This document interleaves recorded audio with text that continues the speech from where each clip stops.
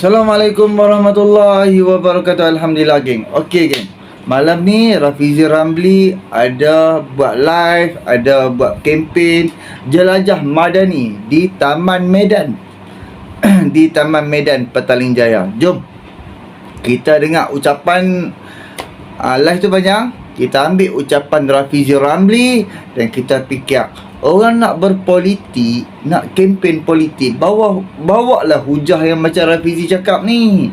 Hujah yang masuk akal, yang logik, yang menceritakan soal ekonomi, ceritakan apa dasar-dasar, apa yang boleh buat, apa yang tak boleh buat, apa formula-formula lah perancangan untuk ekonomi negara. Bukannya semata-mata duk maya, duk sembang rancak, duk buat lawak lah, itulah, inilah. Padahal tak ada apa pun. Tak ada apa-apa pun. Jom. Jom kita bersama, kita dengar ucapan dan fikir bagi masuk dekat dalam otak ni, dan berfikir sokong kerajaan hari ni. Sebab kita nampak hasil dia, kita dah nampak hasil dah kejayaan kerajaan hari ni. Hanya hampa yang tak ambil tahu je, yang hampa tak tahu. Cuba hampa ambil tahu apa yang kerajaan hari ni buat. Cuba hampa follow setiap media-media sosial, setiap menteri-menteri, tengok apa yang dia buat setiap hari. Follow lah, pi tengok lah, pi lah jengok aktiviti Perdana Menteri, Menteri Ekonomi, Menteri Kewangan, Menteri-Menteri sekian-sekian ni. Pi tengok, orang apa dapat tahu apa yang menteri tu buat kerja, apa yang dia fikirkan rakyat setiap hari. Jom kita pi layan ucapan Rafizi Ramli. Jadi saya nak tahulah, kod-kod lah kononnya mereka bermimpi tiba-tiba jadi. Kalau kamu jadi kerajaan persekutuan balik, sebenarnya apa yang kamu nak buat? Kalaupun tak nak cerita pasal kerajaan persekutuan, tak apalah, cerita pasal 6 negeri yang mereka nak ambil alih ni. Sebab itu saya petik nama Azmin Ali. Saya tanya Azmin, sebab tiba-tiba Azmin muncul balik ni. Lepas pilihan raya umum yang lepas, dia dah kalah. Dia kata dia nak bersara lah. Saya dulu lepas PRU 2018, bila saya kata saya tak nak campur dengan politik, saya tak campur betul tau. Saya betul-betul balik buka company, buat syarikat, semua. Korang juga yang bising suruh aku balik semula dalam politik. Kalau tidak, tak adalah saya nak berjamah setiap malam macam ni. Azmin tak sampai 6 bulan. Mula dia kata dia tak ada dah dalam politik ni, tiba-tiba dia balik semula. Dan bila dia balik semula ni, nampak gaya dia begitu yakin untuk jadi menteri besar balik. Jadi saya katalah, baiklah, untuk kita pun nak bagi peluang kepada rakyat untuk menilai dengan baik. Sebab pilihan raya adalah medan yang paling baik untuk rakyat pilih. Rakyat pilih, dia tak kisah gigi saya okey ke tidak, Amir menteri besar cukup inci ke tidak, itu bukan rakyat peduli pun. Dia nak tahu kalau gabungan politik masing-masing berkuasa, apa sebenarnya kamu nak buat. Jadi saya lontarkanlah, dah halang-halang kalau dah betul nak berkempen, untuk bagi saya satu malam percuma tak berceramah atas pentas PKR, kita buatlah debat, bagi semua TV tengok semua. Kan senang, kita debat bagi semua. Sebab dia mantan Menteri Ekonomi. Dalam negara kita 70 tahun, ada 2 orang saja Menteri Ekonomi secara rasmi, Azmin Ali dengan saya. Jadi dah halang-halang hebat sangat, dia rasa dia cukup yakin. Jomlah kita banding supaya saya boleh bentang apa yang kerajaan sedang buat, dia pun boleh bentang apa prestasi dia, dan kalau dia dapat peluang sekali lagi, macam mana dia nak jadi lebih baik lah. Saya tahulah dia akan tolak. Yang itu saya dah tahu dah, dia akan tolak.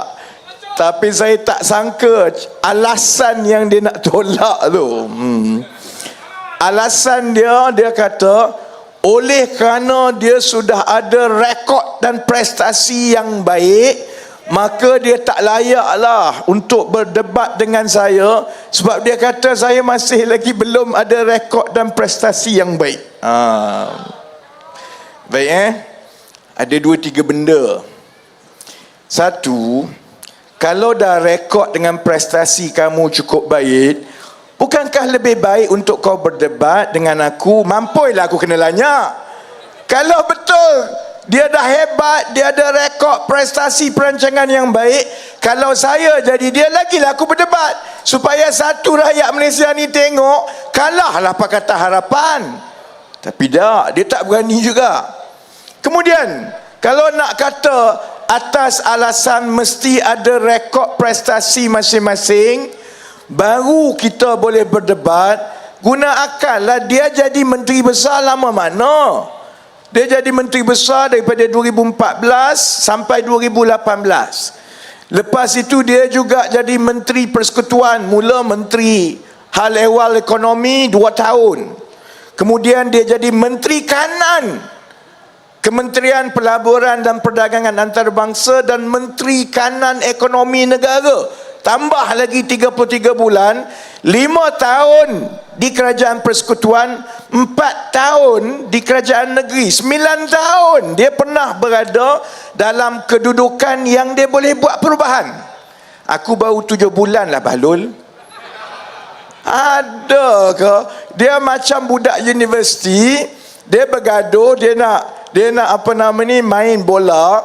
Dia duk cerita, jom tengok aku main bola berapa banyak dah aku wakil sekolah. Aku tingkatan 5, engkau darjah 5, berapa banyak? Memanglah dia lagi banyak kononnya. Baik Tapi kalaupun kita dah tengok dia kata dia prestasi yang baik, kalau dia kata dia ada rekod yang panjang, pengalaman yang panjang, masalah kita yang saya petik nama dia untuk ajak berdebat ini, kerana bila kita tengok rekod prestasi, saya duk fikir balik ini, dalam masa dia jadi Menteri Ekonomi, sebenarnya apa rekod dengan prestasi dia?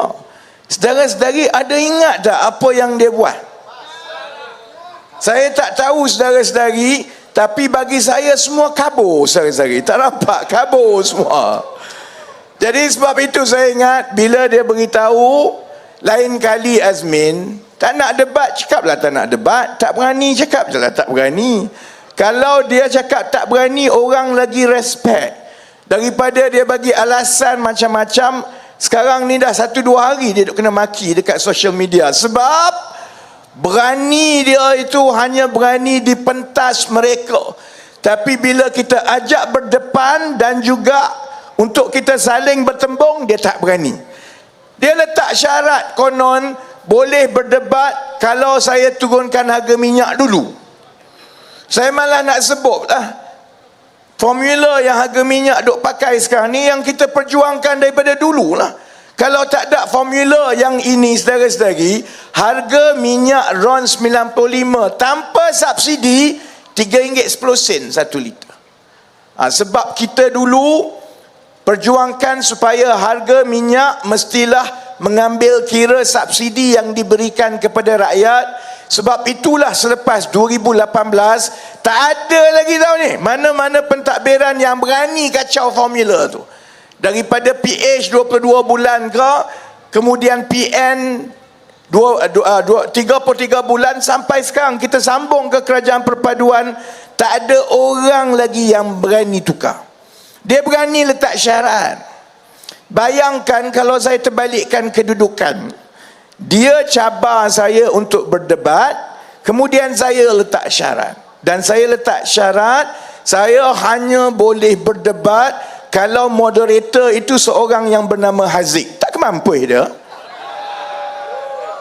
So, okeylah, habislah cerita pasal Azmin.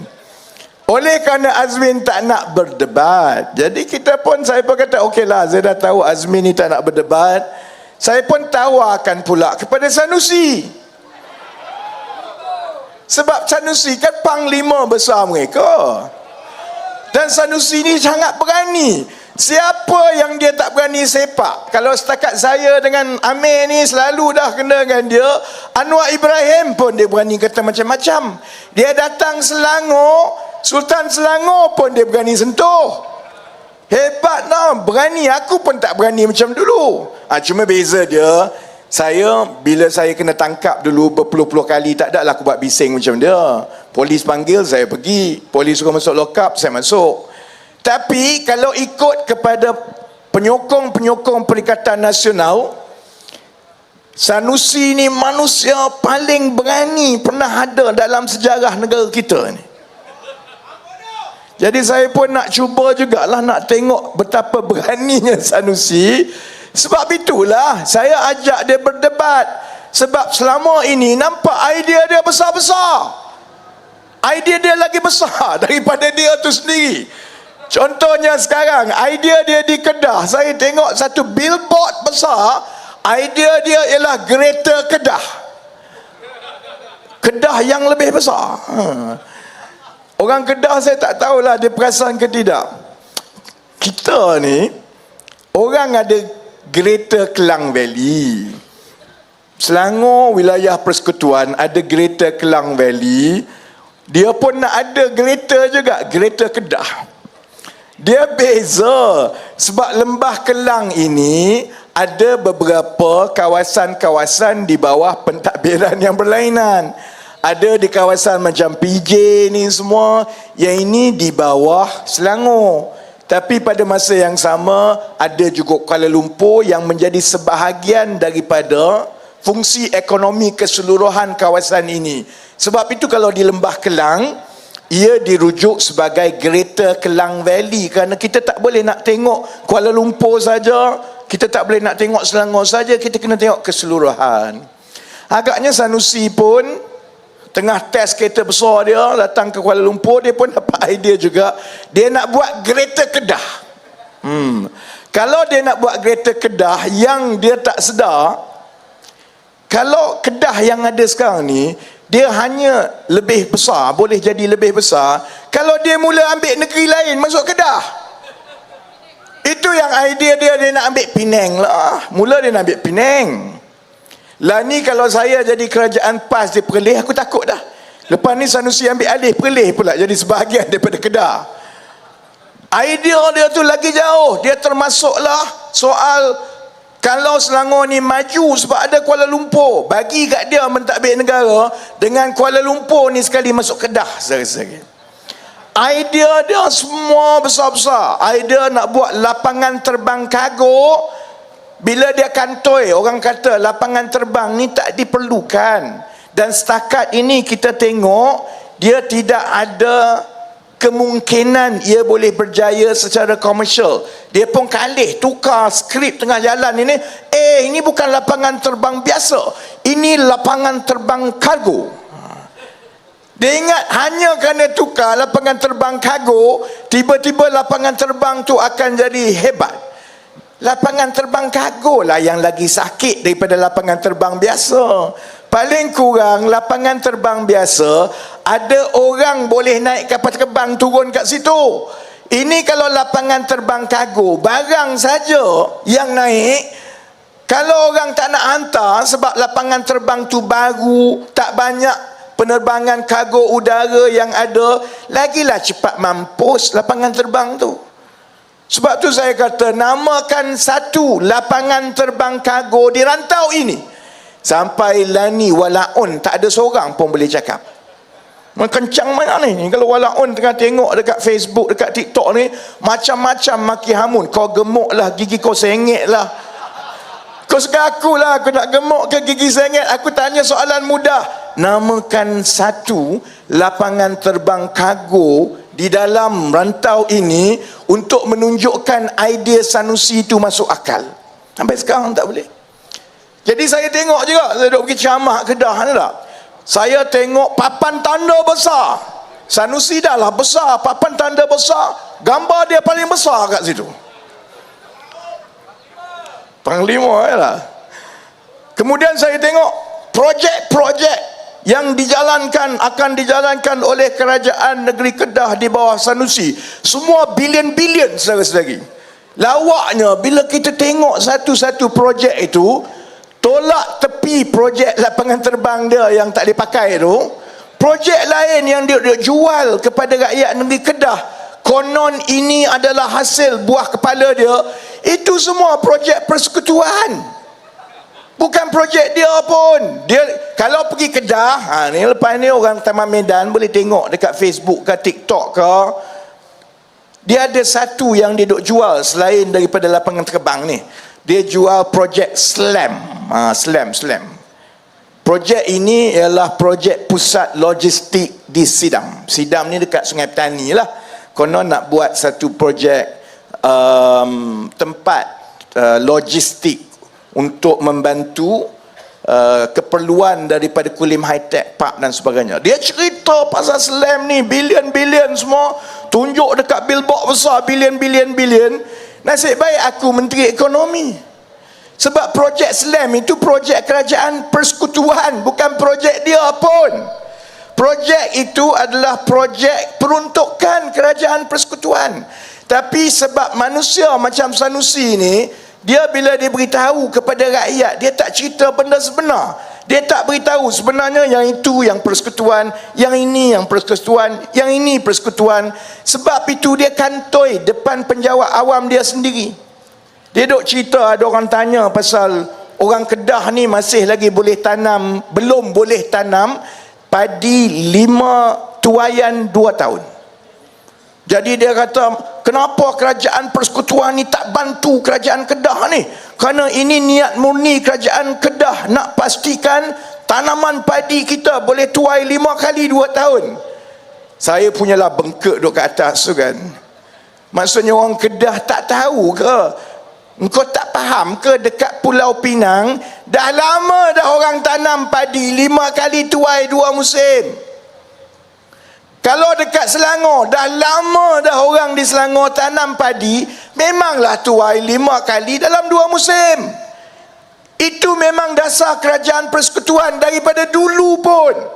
Masalah dia, di Kedah dia yang tak jadi. Tapi oleh kerana kehebatan Panglima yang bernama Sanusi ni, dia ada orang yang percaya kat dia. Dia boleh pusing benda yang kegagalan kerajaan negeri tu, dia pusing boleh tunjuk seolah-olah itu idea hebat kerajaan PAS, Perikatan Nasional Kedah. Sedangkan negeri-negeri lain semua dah buat dah. Sebab itu saya pun beritahu kepada Sanusi. Sebab Azmin memang kita tahulah, Azmin ni tak berani sebenarnya. Saya memang daripada awal lagi tahu dia tak berani. Jadi kita tawarkan pula kepada Panglima yang lagi hebat. Kita tawarkan kepada Sanusi. Saya dah confident dah ni. Astro semua dah siap dah ni untuk buat perdebatan yang kita siarkan secara langsung. Hari ini sangat-sangat mengecewakan. Kalau ikut Fras menonggeng saya malam ni, saya tak datang ceramah dah. Fras tau, tunggu punya tunggu, Sanusi pun tak berani juga. Sanusi pun duk bagi alasan juga. Alasan dia, kalau berdebat pun bukanlah boleh bantu ekonomi. Pandai, dia pandai pertikai. Bila orang panggil, macam-macam alasan dia ada lah. Sebab itulah kita kena berdebat. Sebab selama ini 7-8 bulan kerajaan perpaduan tumpu macam-macam, ada pelbagai perancangan yang tak pernah dipikirkan atau dibuat oleh kerajaan mereka 33 bulan. Apabila angka-angka ekonomi sebenarnya semua makin baik. Macam yang Wong Chen kata, inflasi paling rendah dalam tempoh 12-13 bulan.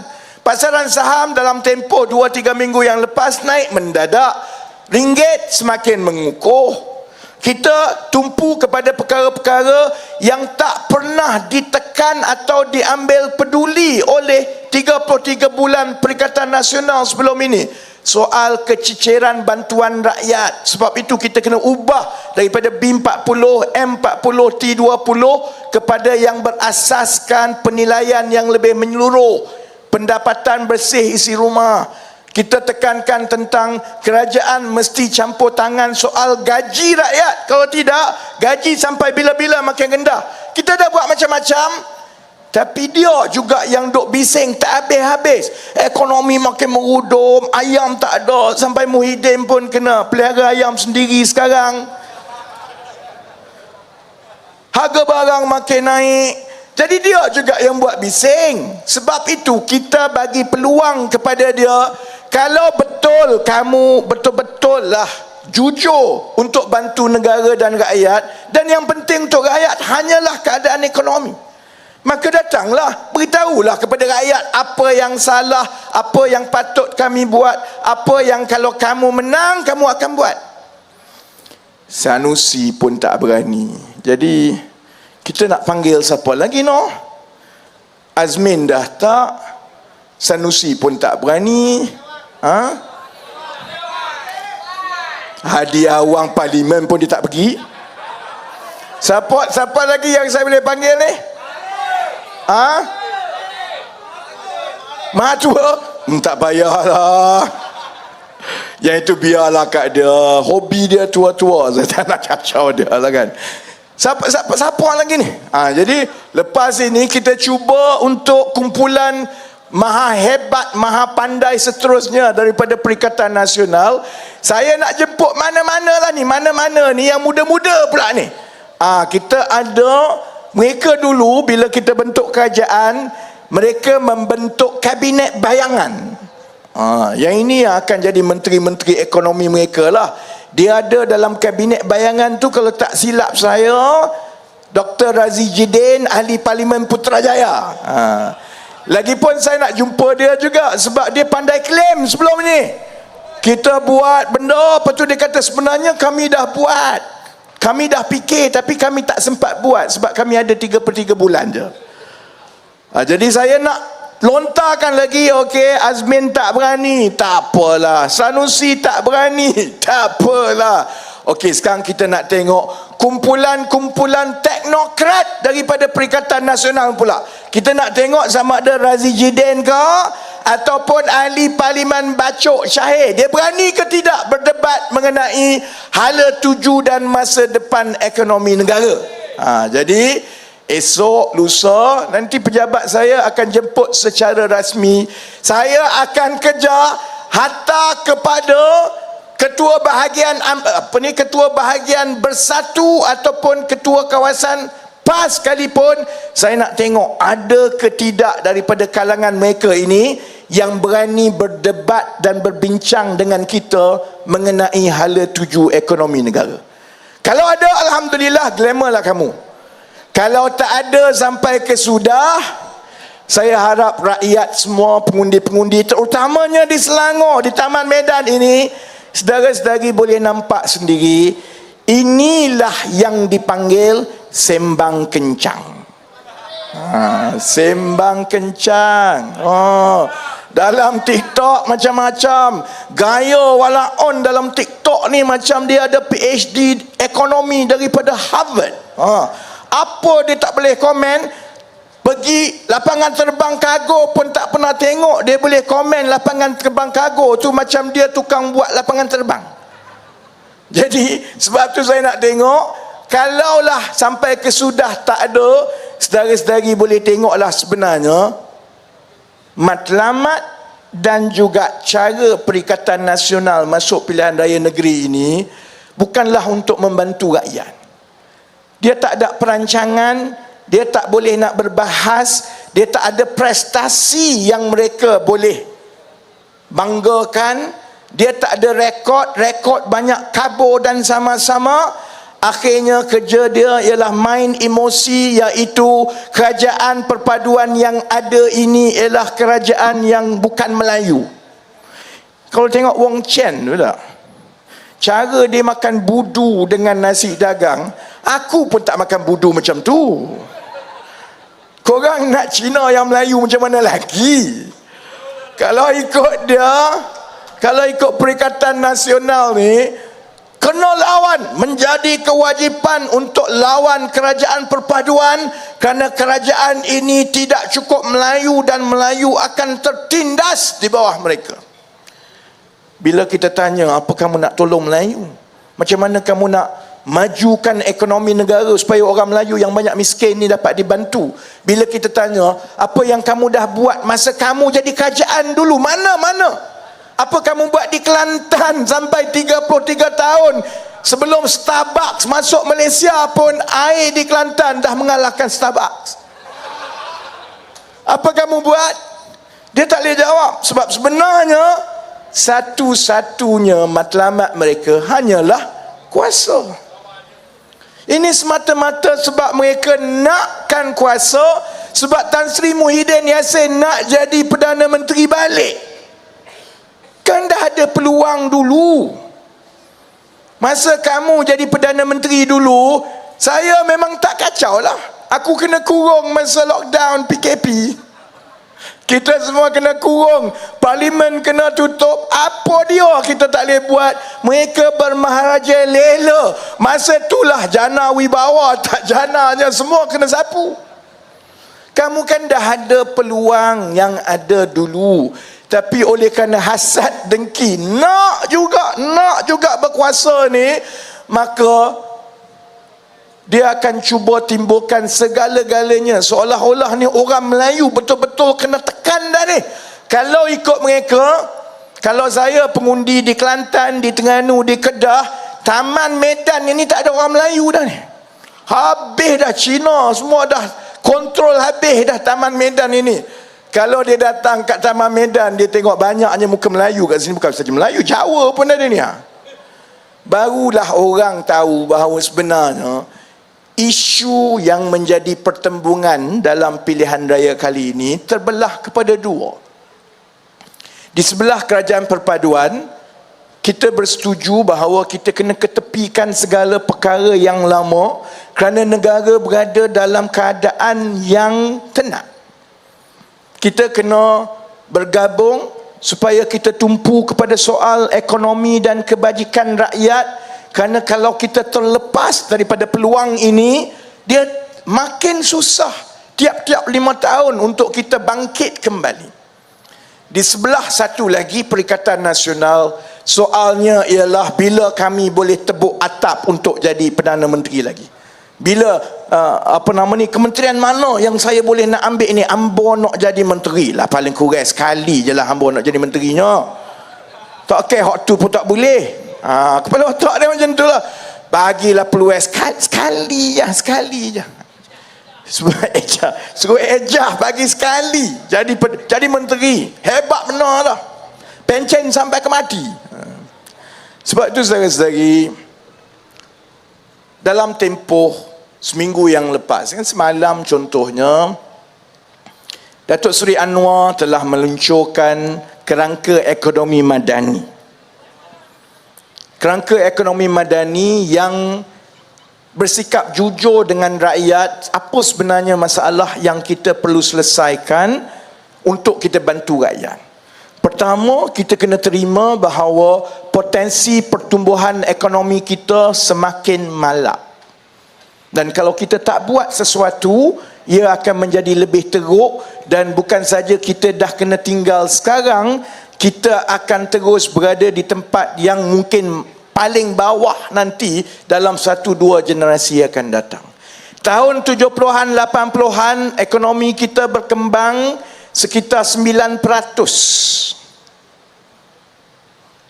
Terbalik, minta maaf.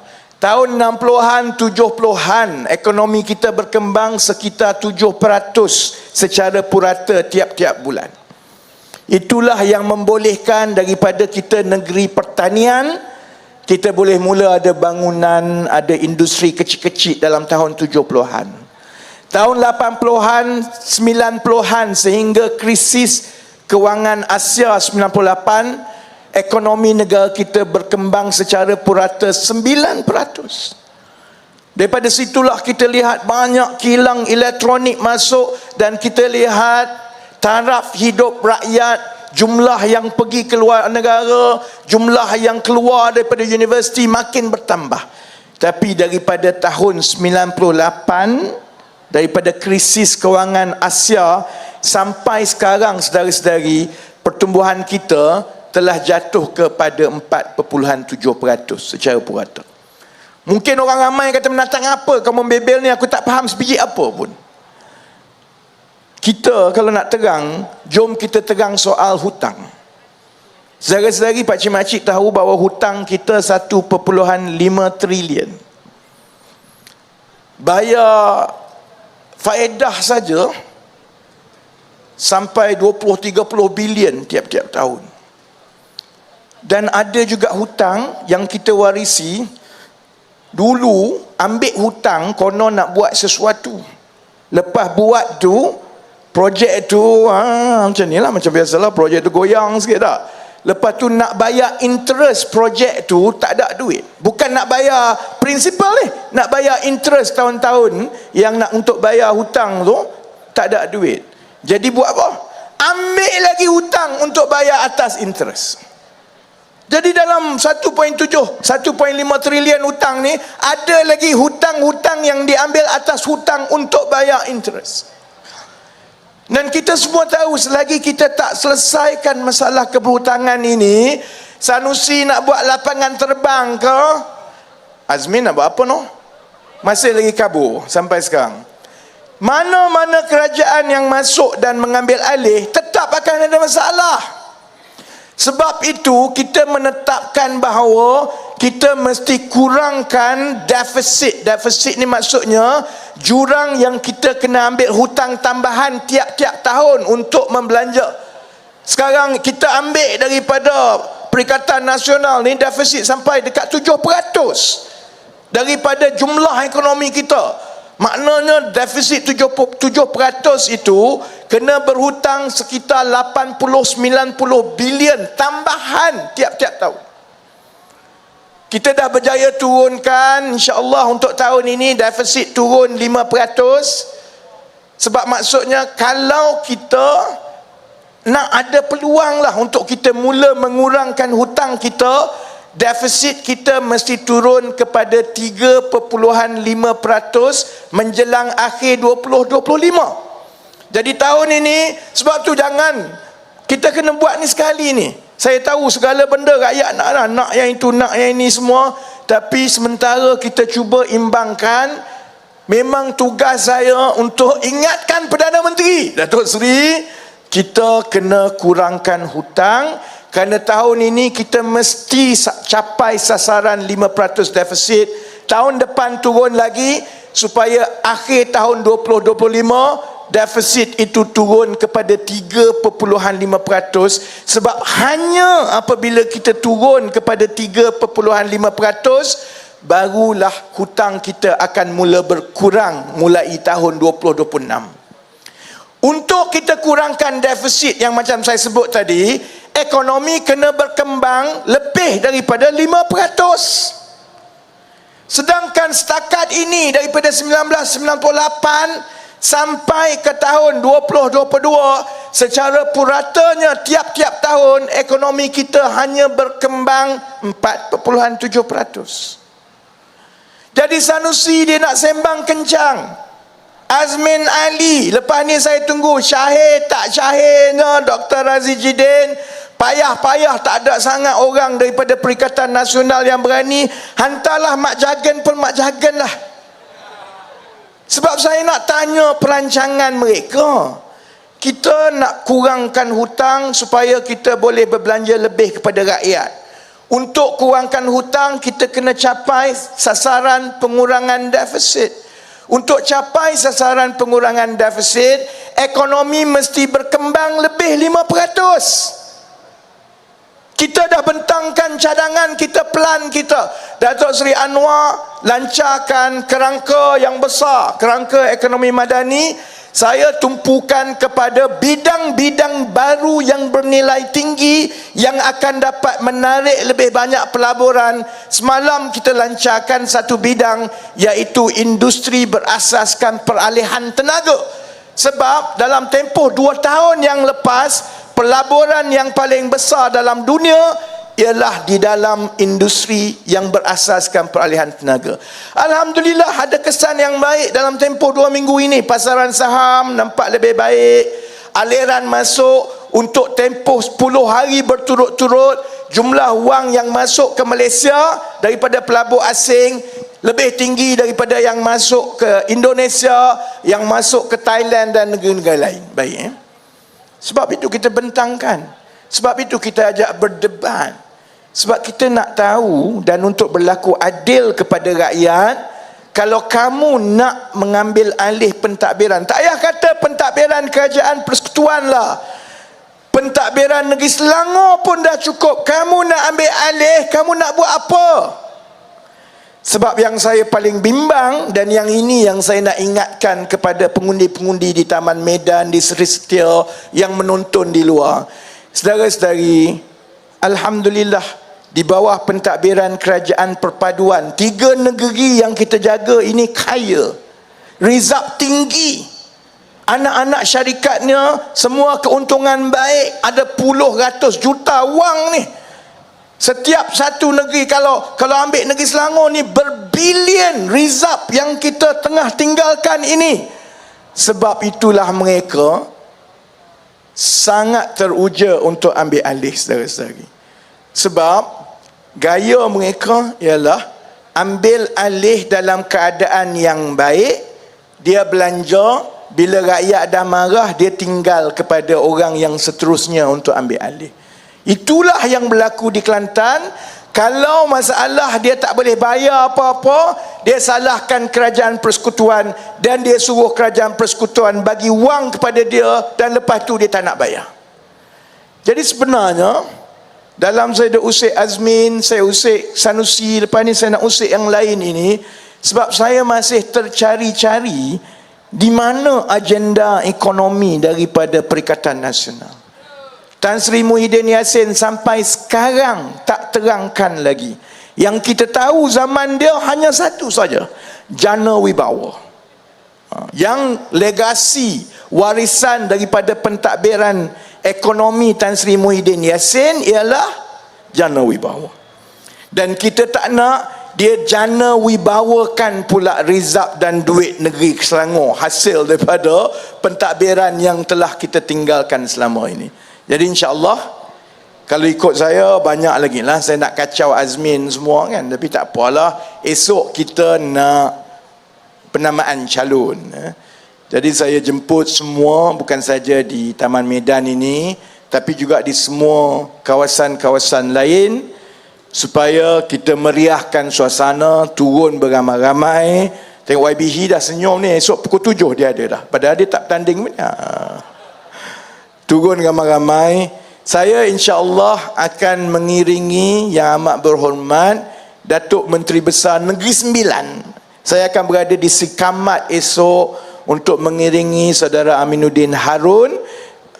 Amir dekat mana? Dekat Gombak. Saya rasa dia penuh dah orang Gombak, toke Gombak semua dah. Jadi insya-Allah, lagipun Selangor ni insya-Allah kot kan. Saya nak tutup begini. Tanggungjawab memilih pemimpin ini bukanlah sesuatu yang mudah. Kita semua ada pilihan dan juga kita ada cita rasa masing-masing. Ada yang suka yang biadab macam Sanusi, ada yang suka yang beradab macam Azmin, ada yang suka yang macam Datuk Seri Anwar, ada macam-macam. Ada yang suka Haji Hadi, walaupun tak faham dia cakap apa sebenarnya kan? Jadi masing-masing kita semua ada cita rasa, tapi kita juga kena ingat bahawa kita juga akan ditanya tentang pilihan kita nanti, kerana itu adalah tanggungjawab yang besar. Kita salah buang undi, kita mengundi tanpa kita membuat pertimbangan yang adil kepada semua pihak ataupun kepada generasi akan datang, bukan saja kita akan menanggung beban terus selepas itu bila pentadbiran tidak baik, sudah tentu kita juga akan mewariskan masalah itu kepada anak-anak dan generasi akan datang. Jadi saya harap saudara-saudari, adik kakak, bukan saja di Taman Medan dan di kawasan-kawasan lain, saya yakin di Selangor saudara-saudari faham bahawa keadaannya adalah baik. Selangor kekal sebagai negeri nombor 1 di seluruh negara. Selangor kekal sebagai enjin pertumbuhan ekonomi yang paling banyak dan tinggi di Malaysia. Dan kita nak kekalkan kesepaduan dan muhibah yang kita ada di Selangor ini, supaya lebih banyak lagi orang Kelantan, termasuklah Cina-Cina Kelantan macam Wong Chen datang duduk kat Selangor, insya-Allah. Jadi dengan harapan itu, saya doakan yang terbaik insya-Allah. Dan 2 minggu lagi saya yakin dan berdoa Bukan saja kerusi Taman Medan, Seri Setia dan kerusi-kerusi lain di seluruh negeri Selangor. Saya yakin negeri Selangor, Negeri Sembilan, Pulau Pinang insya-Allah akan kekal dalam tangan kerajaan perpaduan. Jadi dengan semangat itu, kita tunggu siapa lagi selepas Azmin Sanusi tolak, kita tunggu siapa yang seterusnya nak tolak. Jadi jangan lupa, saya berceramah tiap-tiap malam. Jadi jangan lupa ikuti episod Panglima PN yang menolak yang seterusnya di malam-malam yang seterusnya. Dengan itu, terima kasih. Sekian, sese, nandri, wanakam. Wabillahi taufiq wal hidayah. Wassalamualaikum warahmatullahi wabarakatuh. Okey, Alhamdulillah geng. Kita dah layan, kita dah faham dan Alhamdulillah puas hati, faham, logik akal, masuk akal dan Azmin Ali tetap tak ada tolong. Sanusi tetap berdiam diri dengan dia duk putar alam pasal dia kena tangkap polis tu pun dia putar, dia menipu, dia spin lah macam-macam kan. Dan hari ni last sekali dia pergi tuduh kerajaan Anwar kan, macam-macam. Ini Azmin Ali dengan Sanusi ni bab spin tu memang cukup hebat kan. Padahal tak tahu apa pun. Hampa pergi tengoklah ucapan-ucapan mereka. Hampa pergi layan ucapan-ucapan Sanusi dan hampa pergi layan ucapan-ucapan yang apa nama Azmin Ali, Sanusi dengan Azmin Ali. Hampa pergi layan, cuba hampa fikir logik apa yang sebenarnya depa nak sampaikan. Ucapan mereka tu menguntungkan rakyat dan menguntungkan negara dan membina ekonomi negara serta membina ekonomi rakyat. Cuba apa fikir kan. Aku Alhamdulillah, aku ni disebabkan aku boleh sokong Pakatan Harapan ni, aku boleh sokong Rafizi Ramli, malah aku boleh sokong Anwar Ibrahim ni. Punca-punca ucapan macam ni. Dan kita tengok bila Anwar Ibrahim dapat jadi Perdana Menteri, lepas tu Rafizi Ramli dapat jadi Menteri Ekonomi. Kita ambil dua ni je. Hampa tengok setiap hari depa buat kerja. Hampa tolonglah hampa pergi tengok Facebook depa. Depa majoriti paling banyak depa update dekat Facebook, dan Facebook pun ada Facebook Kementerian Ekonomi kan. Jadi hampa boleh layan, hampa boleh pergi tengok. Hampa tahu apa yang depa buat kerja hari-hari, apa yang depa memikirkan untuk rakyat, apakah yang depa nak bagi dekat rakyat. Kalau hampa tak ambil tahu, memang hampa tak tahu kan. Jadi itulah aku punya hujah, aku punya pemikiran dan aku punya perkongsian kan. Follow setiap media-media sosial, Facebook ke, Twitter ke, TikTok ke, apa bla bla semua hampa follow. Baru hampa tahu. Kadang hampa tak tahu. Lepas tu hampa duk percayalah cakap-cakap walaupun kan, hampa duk kata tak buat apa. Yalah sebab hampa tak pergi tengok media sosial depa. Hampa pergi tengok media sosial setiap menteri-menteri ni, baru hampa tahu apa yang menteri ni buat, apa kerja yang menteri ni buat, baru hampa tahu. Kalau kan hampa pakai tak tahu lah cerita dah kan. Lepas tu mudahlah percaya cakap-cakap lebay-lebay, walau untit apa semua ni kan. Depa duk fitnah terus hampa percaya. Padahal hampa tak ambil tahu dan hampa tak tahu, dan mudahlah orang lain perdayakan hampa kan. Jadi itulah aku fikir-fikirkanlah, kita perlukan ahli-ahli ekonomi, pemerintah, jawatan-jawatan pemimpin tu yang betul-betul orang-orang dia, yang betul-betul ahli-ahlinya, orang yang berpengetahuan, orang yang bijak, orang yang hebat. Bukannya ya Allah, bukannya orang kita boleh tengoklah pimpinan PAS di dalam parti PAS, apa dia yang berani bercakap soal ekonomi seperti Rafizi. Siapa dia yang berani panggil orang, jom kita main berdebat? Tak ada, dan memang tak berani, tak ada tolong. Okey, fikir-fikirkan. Boleh subscribe, like, komen dan share. Tak kat mak ampaan tu boleh follow, subscribe dulu. Assalamualaikum.